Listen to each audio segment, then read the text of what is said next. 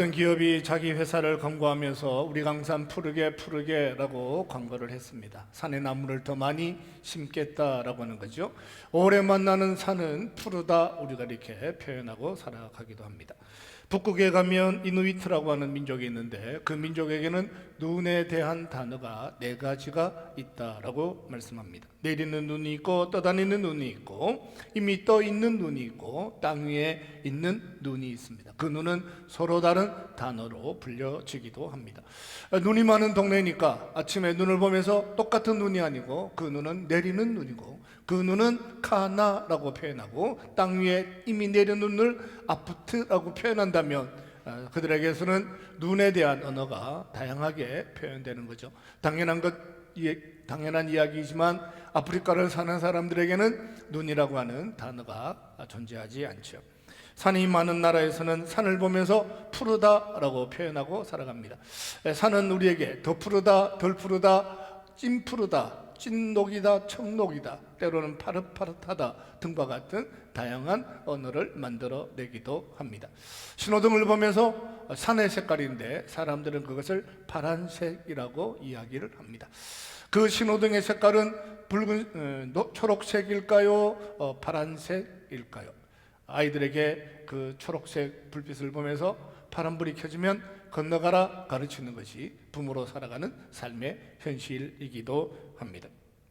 아마도 신호등을 만드는 사람이 100년 전쯤에 누군가가 그 신호등을 푸르다라고 표현한 것 때문에 100년이 지난 지금도 우리는 그린라이트라고 표현하지 않고 블루라이트, 푸르다라고 표현하고 살아갑니다. 100년이 좀 지났지만 지금이라도 바꿔야 할까요? 바꿀 수가 있을까요? 바꾸면 또 어떻게 바꾸며 살아야 할까요? 오늘 본문에 등장하는 사도 바울은 빌립보라고 하는 동네에서 사역하고 있습니다.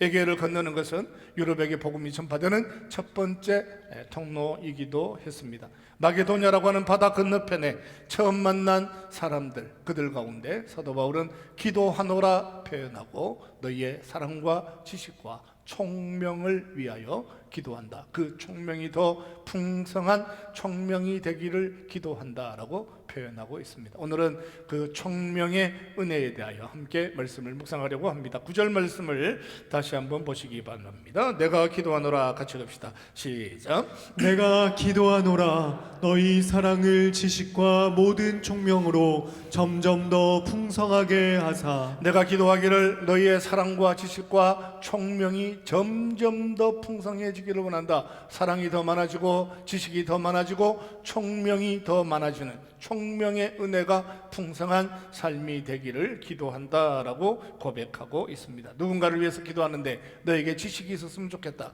누군가를 위해서 기도하는데 너에게 사랑이 넘쳤으면 좋겠다. 너 인생 끝까지 하나님의 은혜 안에 총명의 풍성함을 경험하기를 소원한다라고 기도한다면 그분은 무엇 때문에 그 총명의 풍성함을 간구하며 살았을까요?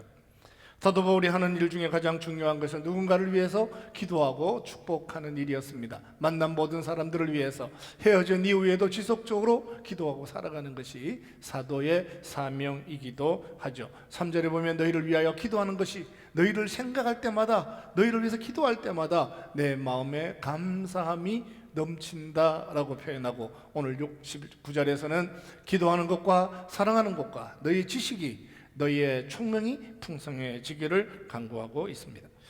사도 바울에게 있어서 빌립보는 굉장히 중요한 선교적 출발지가 되기도 합니다. 환상 속에서 누군가를 만났습니다. 바다를 건너서 마게도냐에 있는 사람들에게 복음을 전해달라라고 하는 이야기를 듣고 첫 번째 바다를 건너게 되죠. 그 바다를 건넌 곳에서 만난 것이 빌립보이기도 했습니다. 그는 환상을 보고 그 바다를 건너는 것을 주저하지 않았습니다. 어느 누구도 가보지 않았던 복음의 길을 나서는데 머뭇거림이 없었습니다. 한 사람이 바다를 건넜는데 그 한 사람이 바다를 건너는데 또 다른 누군가도 바다를 건너고 대서양을 건너고 태평양을 건너고 인도양을 건너서 복음을 전하는 모든 사람들은 바다를 건너 땅끝까지 복음의 증인으로 살아가는 삶을 열어주기도 했습니다. 그 첫 번째 도시가 빌립보라고 하는 도시였습니다. 바울은 그 도시에 사는 사람들에게 사랑이 넘치기를, 지식의 은혜가 풍성하기를, 총명하기를 강구하고 있습니다. 여기 등장하는 사랑이라고 하는 단어, 또 지식이라고 하는 단어, 총명이라고 하는 단어 중에 총명이라고 하는 단어는 오늘 본문에서 신약 성경에서 단 한 번 쓰여진 단어이기도 합니다. 그는 수많은 언어들을 사용하는 사람이기도 했습니다. 지금까지 배웠던 언어들을 돌아보면 사도 바울의 지식은 탁월함을 가지고 있죠. 길리기아 다소에서 태어나서 아람어로 일상을 살아갑니다. 가말리엘 문화에서 살아가면서 히브리 말에 능한 자로 살아가기도 합니다. 로마를 만나면 헬라어 말을 구사하기도 했습니다. 사도행전 21장에 가면 예루살렘 공회 앞에서 길리기아 다소 사람이었지만 그는 히브리 말로 부형들에게 자기 삶을 간증하는 사람이기도 했습니다. 사람들은 놀랐죠. 이방 땅에 태어난 그가 어떻게 히브리 말을 하는가라고 하는 것이 그에게는 궁금한 삶의 현실이 되기도 했습니다. 언어의 탁월함을 가지고 살아가는 사도 바울이 히브리 말을 배웠지만, 아람어를 배웠지만, 로마 사람을 배웠지만 또 다른 언어의 능력을 탁월함을 가졌는데 그가 왜 오늘 빌립보서 1장 9절에서 총명이라고 하는 단어를 딱 한 번 유일하게 본문에서만 사용했을까요? 사도행전 16장에서 빌립보에서 가게 된 설명을 할 그 단어에서 왜 그는 이 단어를 사용하지 않았을까요? 또 다른 데살로니가에 갔을 때에도, 또 다른 에베소 교회에서도 그는 왜 이 총명이라고 하는 단어를 빌립보에서만 사용했을까라고 하는 것이 우리의 궁금함이기도 합니다. 여기 등장하는 아이스테시스라고 하는 단어는 분별력이라고 하는 의미를 가지고 있습니다. 통찰력을 가져야 한다라고 하는 거죠. 예수 그리스도의 복음 안에서 지식의 풍성함을 경험하고 살면 살수록 하나님을 알아가는 지식의 풍요를 경험하고 사랑을 하고 살아가는데 그 사랑의 넉넉함을 경험하고 누군가를 사랑하는데 그 사랑이 늘 풍성해졌으면 좋겠다라고 표현할 뿐만 아니라 너희가 살아가는 삶의 자리에서 통찰력, 분별력, 그 지식의 지혜의 풍성함을 통하여 무엇인가를 결정하고 선택해야 되는데 그 선택하고 결정할 때 분별력에 대하여, 통찰력에 대하여 풍성한 삶을 살아가기를 소원하는 것이 사도 바울의 소원이기도 합니다. 사도 바울은 마게도냐의 사람들의 환상을 보았습니다. 그가 어떻게 분별해야 될까요? 그가 어떻게 통찰력을 발휘해서 탁월한 결정을 하고 살아야 할까요? 에게의 바다를 건넌다는 것은 여전히 어려운 일이었죠. 하나님은 우리에게 성령 하나님을 통하여 땅끝까지 이르러 내 증인이 되라 이렇게 말씀하셨어요. 예루살렘과 유다와 사마리아와 땅끝까지 이르러 내 증인이 되라 이렇게 표현했을 때 땅끝까지 이르러 복음의 증인으로 살아야 되는데 그 땅끝까지 가기 위해서는 바다를 건너야 한다라고 하는 것이 통찰력이죠. 땅끝까지 가기 위해서 땅으로 끝까지 가야 되지 않겠느냐라고 생각하는 수많은 사람들 속에서 분별하여 스스로 생각하기를 땅끝까지 이르러 복음의 증인으로 살아가기 위해서 반드시 해야 되는 것이 있다면 누군가는 그 바다를 건너야 하는 것이 아닐까라고 생각하고 살아가는 것이 사도 바울이 통찰력을 가지고 세상을 살아가는 삶의 방식이기도 했습니다. 현실에서는 바다를 건너는 것이 생각보다 쉽지 않죠. 어느 누구도 바다를 건너본 적이 없죠. 돈을 버는 일에, 나라를 통치하는 일에, 전쟁하는 일에 바다를 건너봐 보았지만 예수 그리스도의 명령을 따라 성령 하나님의 인도하심을 따라 복음을 전하기 위하여 바다를 건너야 한다라고 하는 것 어느 누구도 생각하지 못하는 세상 안에서 분별력을 가졌는데, 통찰력을 가졌는데 사도 바울은 땅끝까지 복음을 전파하기 위해서는 반드시 바다를 건너야 한다라고 하는 것을 생각할 줄 아는 사람이기도 했습니다. 바울은 탁월한 통찰력과 분별력으로 어느 누구보다 처음 바다를 건너는 사람이 되었습니다. 복음 안에서 마게도냐 사람들을 사랑하는 것이 있습니다. 땅끝까지 이르러 정인으로 살아가고자 하는 진리 안에 열정도 있습니다. 그런데 분별하여 탁월함으로 바다를 건넌다라고 하는 것은 총명에 가는 거죠. 가슴이 뜨거워요. 사람 사랑하는 마음이 있다고요. 가슴이 뜨거워요. 예수 그리스도에 대해서 아는 것이 있습니다. 지식의 세계에 풍요가 있습니다. 그런데 현실적으로 어떤 분별력과 어떤 결단을 통하여 땅끝까지 이르러 복음의 증인으로 살아야 될까라고 물었을 때 사도 바울은 자기가 바다를 건너야겠다라고 결정한 것처럼 빌립보 성도들을 향하여 너희가 기도하는 일에, 사랑하는 일에, 예수 그리스도를 알아가는 일에 풍성한 은혜를 경험하며 살아갈 뿐만 아니라 인생의 중요한 고비 때마다 무엇인가를 꿰뚫어 볼 줄 아는, 분별할 줄 아는, 진리 안에서 세상을 분별할 뿐만 아니라 탁월한 통찰력으로 무엇인가를 결정하고 선택하는 일에서도 하나님 나라의 유익한 도구가 되기를 원한다라고 하는 것이 사도 바울의 소원이기도 했습니다.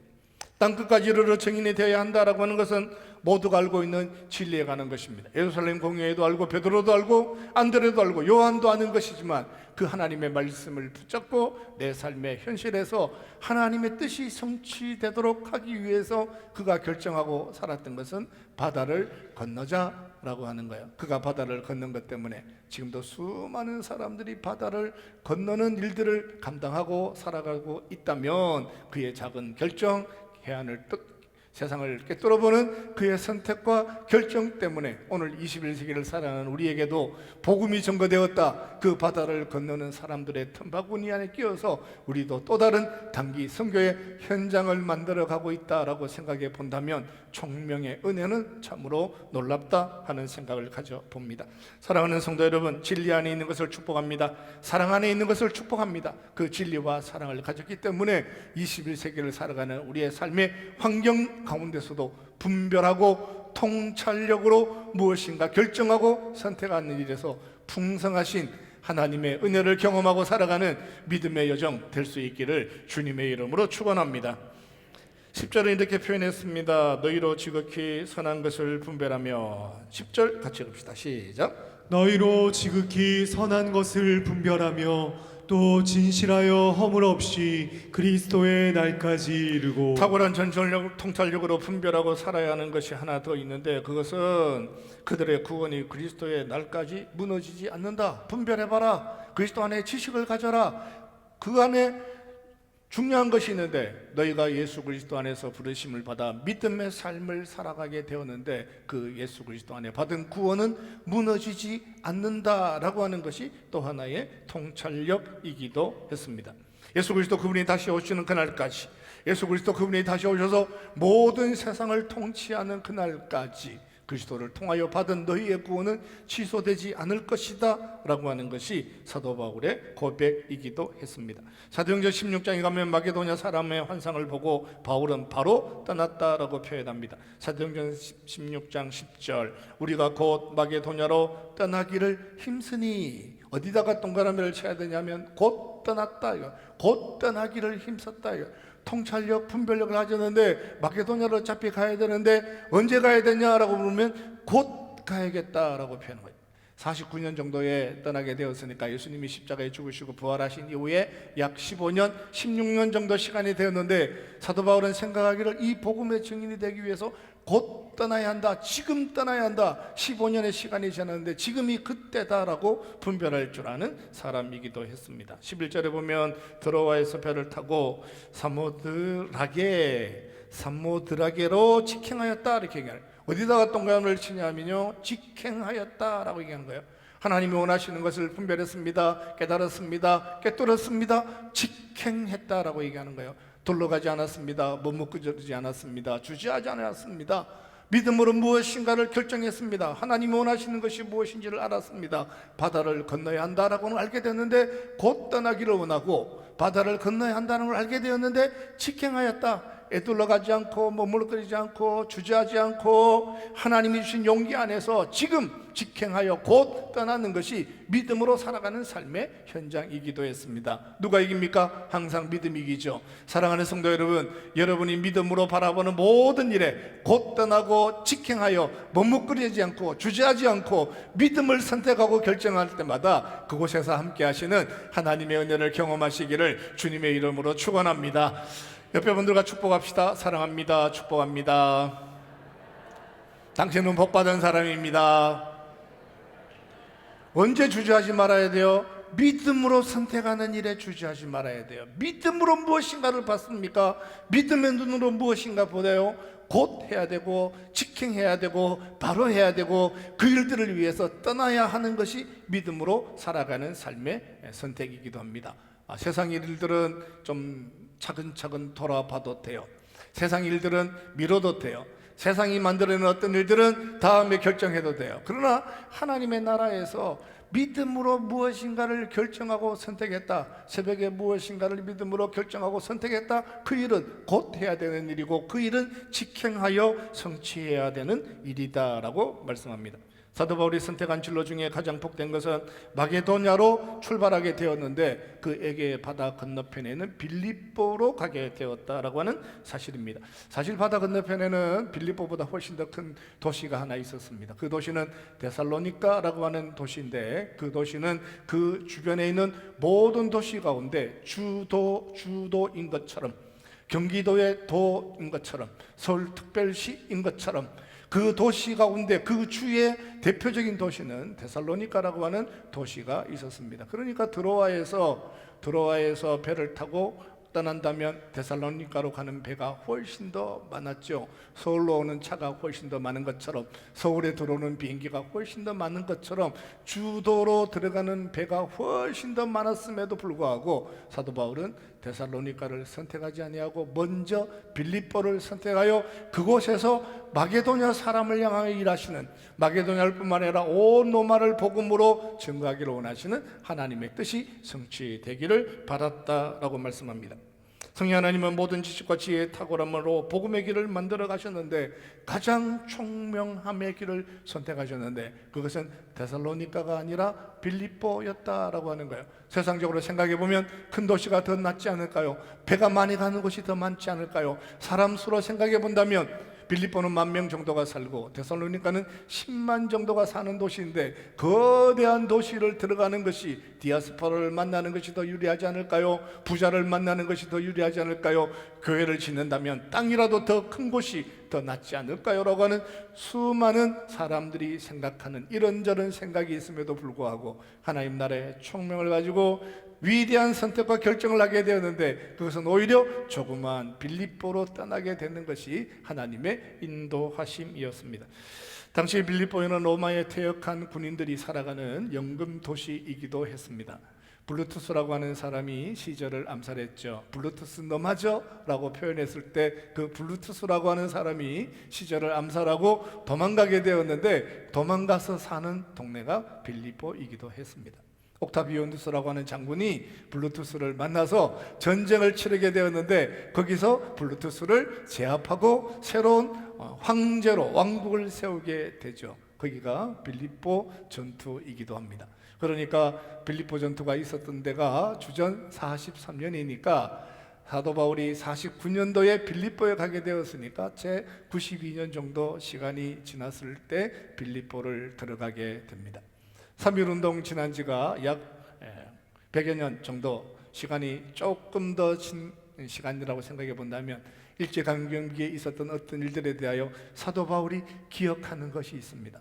옥타비아누스 황제가 정군이 황제가 되어서 지금 현재 그의 외손자가 황제가 되어 있는 로마 땅에 복음을 전하러 들어가게 되는데 사도 바울은 전략적으로 판단을 내릴 때 데살로니가가 유리할까? 빌립보가 더 나을까라고 표현하며 살아가는 모든 결정의 자리에서 성령 하나님의 은혜의 인도하심을 따라 더 탁월한 무엇인가를 결정하게 되었는데 성경은 그것이 빌립보였다라고 말씀합니다.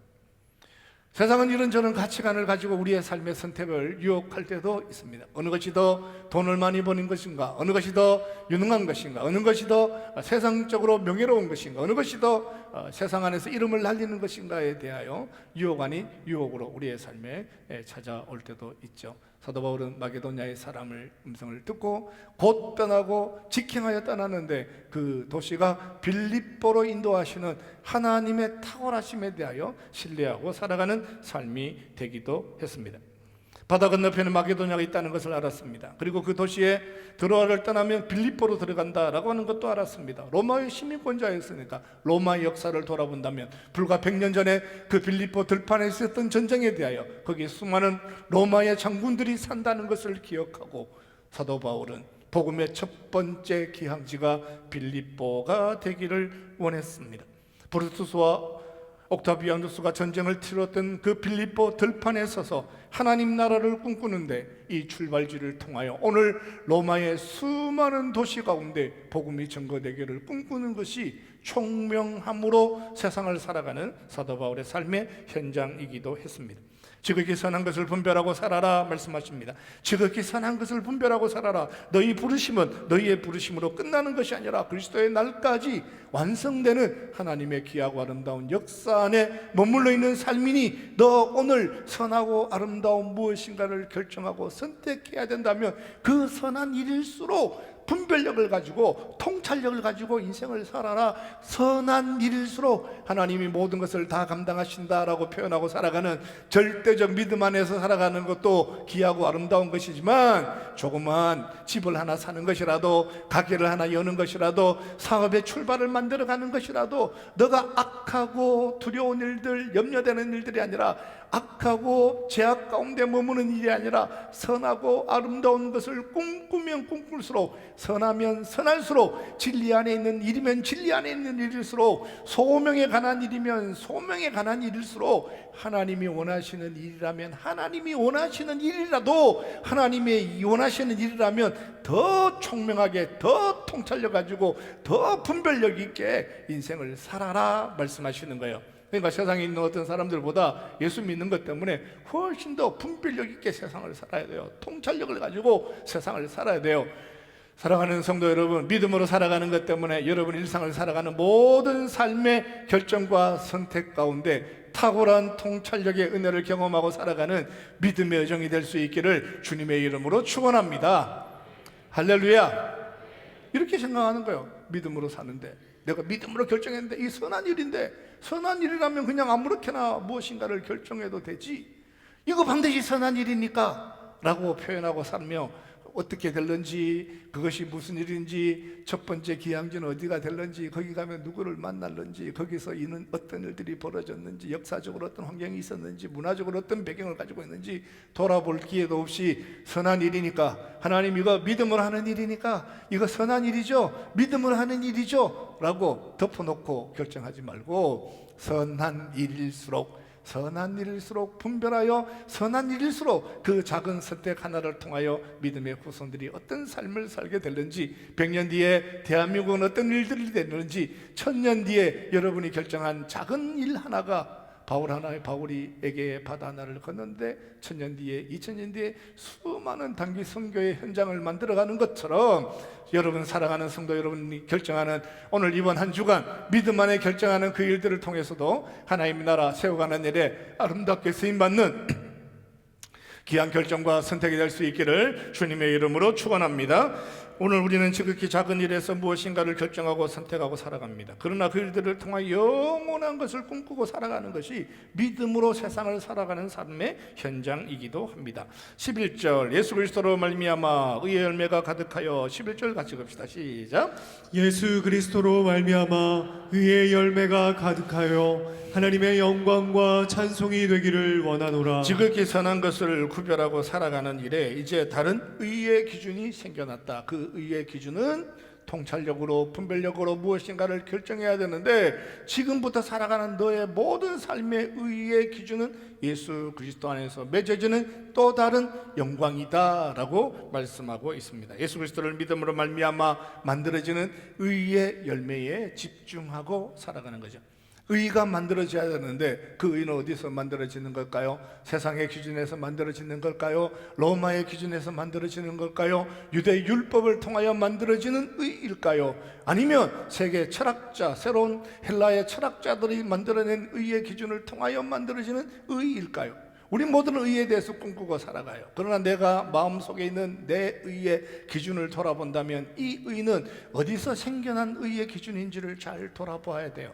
그것이 법에 관한 것인지 도덕에 관한 것인지 유교적 조상으로부터 받은 것인지 아니면 서구 질서를 통하여 자본주의 안에서 만들어진 것인지 아니면 또 다른 이념과 철학 안에서 만들어진 기준을 가지고 의를 꿈꾸며 살아가는지, 내가 무엇인가, 이건 의다, 내가 집착하고 이건 반드시 의롭게 돼야 된다, 이건 반드시 이렇게 돼야 된다, 나는 이 일들을 통하여 내 삶의 의를 꿈꾼다 라고 물었을 때 여러분이 가지고 있는 그 의의 기준은 무엇일까요? 사도 바울은 지금까지 율법 안에서 만들어진 의의 열매를 꿈꾸며 살았습니다. 가말리엘 문화에서 배우는 동안 그가 배운 모든 것은 율법적 의에 가는 것입니다. 율법을 지킴으로 말미암아 의롭게 살아가는 삶에 평생을 헌신하기도 했습니다. 때로는 그 율법의 의를 이루기 위하여 예수 믿는 사람들을 감옥에 가두는 박해하는 자로 세상을 살아가기도 했습니다. 이제 그가 예수 그리스도 안에서 새로운 성령의 은혜를 경험하고 살아가는데 지금부터 살아가는 모든 의의 기준은 예수 그리스도가 될 것이다 라고 얘기하고, 예수 그리스도의 십자가와 부활을 통하여 구원받은 하나님의 백성으로 살아갈 때, 내가 예수 그리스도의 십자가의 은혜로 구원받은 백성으로 세상을 바라볼 때, 내가 예수 그리스도의 십자가의 은혜로 구원받은 믿음의 삶으로 내 삶의 의를 꿈꾸고 살아갈 때 내 삶은 어떤 삶이 될 것이냐라고 물어보면 전혀 다른 삶의 결과를 만들어내기도 하죠. 이제 그는 예수 그리스도 안에서 만들어지는 새로운 의의 열매에 집중하며 살아가기로 노래합니다. 그 하나님을 찬양한다. 앞으로 살아가는 동안 모든 것이, 네가 로마의 군인이든지 로마의 시민이든지 빌립보에서 사는 어떤 자리에 부르심을 받았든지, 너는 예수 그리스도를 통하여 구원받은 하나님의 백성으로서 그가 만드는 의에 대하여 집중하고 살아라 말씀하셨습니다. 바울이 빌립보에서 처음 만난 것은 강가에서 기도하는 여인들이었습니다. 그 여인 중에 한 사람이 루디아라고 하는 사람이었죠. 안식일이 되면 갈 만한 회당 하나가 없었습니다. 빌립보는 회당이 없는 동네이기도 했습니다. 바울은 가는 곳마다 회당에 들러서 이사의 글을 읽고 그 글에 등장하는 오시리가 예수 그리스도시다라고 하는 것을 증거했죠. 회당에 들어가서 성경을 읽고 히브리어로 된 성경을 읽고 그 완성이 예수 그리스도의 십자가를 통하여 부활을 통하여 완성되었다라고 하는 것을 선포하고 살았는데, 안식일이 되었지만 들어갈 만한 회당 하나 없는 동네에서 강가에서 기도하는 경건한 여인을 만났는데 이것이 유럽으로 들어가는 복음의 출발이었다라고 하는 거예요. 거기 만난 어떤 사람들, 유대인들 중에 회당에서 율법을 배운 사람들이 아니라 강가에서 기도하는 경건한 여인들을 만난 것이, 그것이 마게도냐에서 출발하는 교회의 출발이었다라고 하는 거예요. 율법 안에서, 유대교의 질서 안에서, 로마의 군정 안에서 해결될 수 없는 새로운 의가 만들어졌는데, 새로운 의의 기준이 만들어졌는데, 새로운 복음의 역사가 만들어졌는데, 그 의의 기준은 강가에 기도하는 여인들을 통하여 빌립보 교회가 시작되었다라고 하는 사실입니다. 바울은 빌립보에서 처음으로 감옥을 경험하고 살아갑니다. 데살로니가로 갔으면 그가 감옥에 갔을까요? 빌립보에서 처음으로 감옥에 가요. 그전에는 감옥에 가본 적이 없죠. 예수를 믿는 사람들을 박해하면서 살았으니까 자기는 감옥을 경험해보지를 못했습니다. 로마 시민권자로 살았으니까 어느 누구에게도 밀리지 않는 삶을 살았는데 빌립보에서 처음으로 감옥을 경험하게 삽니다. 누군가를 감옥에 가두는 박해자로 살다가 이제 예수 그리스도 안에서 만들어진 새로운 의의 기준으로 살아가는데, 그 새로운 의의 기준은 감옥에 갇혀서 어두운 곳에서라도 찬송하고 하나님의 이름을 예배하고 살아가는 삶이 또 다른 의의 열매이기도 했습니다. 그 전의 열매는 탁월함으로 온 세상을 지배하는 권력을 가져야 하고, 그 전에 자기가 꿈꿨던 열매는 세상에 있는 모든 재력을 가지기도 하고 정치적, 종교적 완성을 꿈꾸고 살아가는 삶을 살다가 이제 예수 그리스도의 십자가의 은혜 안에서 깜깜한 감옥에서도 한 영혼을 위하여 복음을 증거하는 사는 사람으로 살아가는 것이 새로운 의의 질서 안에서 살아가는 사도 바울의 삶의 기준이 되기도 했습니다. 주 예수를 믿으라, 그리하면 너와 내 집이 구원을 얻으리라 라고 하는 것은 로마의 황제 앞에서 외친 말씀이 아니었습니다. 아고라라고 하는 수많은 사람들이 모여있는 광장에서 만난 언어가 아니라 감옥에 들어가게 되었는데, 그 어두움의 자리에서 예수가 사라진 것을 인하여 염려하고 걱정하는 그 한 사람, 계급이 무엇인지, 종교가 무엇인지, 그가 가진 삶의 스펙이 무엇인지, 이 한 사람을 통하여 하나님이 이루실 일들이 무엇인지, 그만한 어떤 조건들을 가진 꽤 괜찮은 로마의 장군인지, 고급적인 어떤 삶의 환경을 가지고 있는 사람인지를 묻지 아니하고 그 한 사람의 눈물 안에 찾아가서 감옥 속에서라도 주 예수를 믿어라, 그리하면 너와 내 집이 구원을 얻으리라, 주 예수를 믿어라, 그리하면 너와 내 집이 구원을 얻으리라 라고 하는 것은 찬란한 영광 속에서 만들어진 것이 아니라 어두운 깜깜한 그 땅 밑에 있는 감옥 안에서 한 사람을 위하여 새로운 기준이 만들어졌는데, 새로운 기준, 의의 기준이 만들어졌는데, 그것은 누구든지 예수를 믿으면 구원하신다라고 하는 하나님의 은혜의 진리를 선포하며 살아가는 삶이 되었다라고 하는 거예요. 바울은 로마의 퇴역한 장군들의 무덤 앞에서 영원한 구원을 선포하며 살아갑니다. 강가에서 만난 여인들을 통하여 바다 건너편에서 만들어지는 새로운 교회가 세워지기도 합니다. 사랑하고 기도하고 축복하고 살아가는 모든 삶에서 더 총명하여 지기를 원하는 하나님의 은혜에 대해서 빌립보 사람들과 공유하고 살아갑니다. 그 총명은, 분별력은 광장보다 감옥에서 선포되는 하나님의 은혜였습니다. 유대인들의 해당보다 경건한 여인들이 만나는 강가에서 선포되는 삶의 지혜이기도 했습니다. 많은 사람들이 모이는 아고라보다 퇴역한 군인들이 모여있는 그 무덤 앞에서 영원한 하나님의 나라를 선포하고 살아가는 것이 새로운 질서 안에서 살아가는 바울의 헌신이기도 했습니다. 너희 안에 착한 일을 시작하신 이가 그리스도 예수의 날까지 이루실지를 우리는 확신하노라. 그리스도 예수의 날까지 확신하고 살아야 되는 삶의 자리가 있다면, 내가 시작한 것이 아니라 그가 시작한 것이라면, 그가 시작한 것으로 오늘 여기 서 있는 삶의 은혜가 있다면, 예수 그리스도 안에서 새로운 것을 결정하고 선택하는 모든 일에서 총명의, 분별력의, 통찰력의 탁월하심을 경험하시고 여러분의 작은 결정과 선택이 주님 오시는 그날까지 영원한 축복의 기회가 될 수 있기를 주님의 이름으로 축원합니다.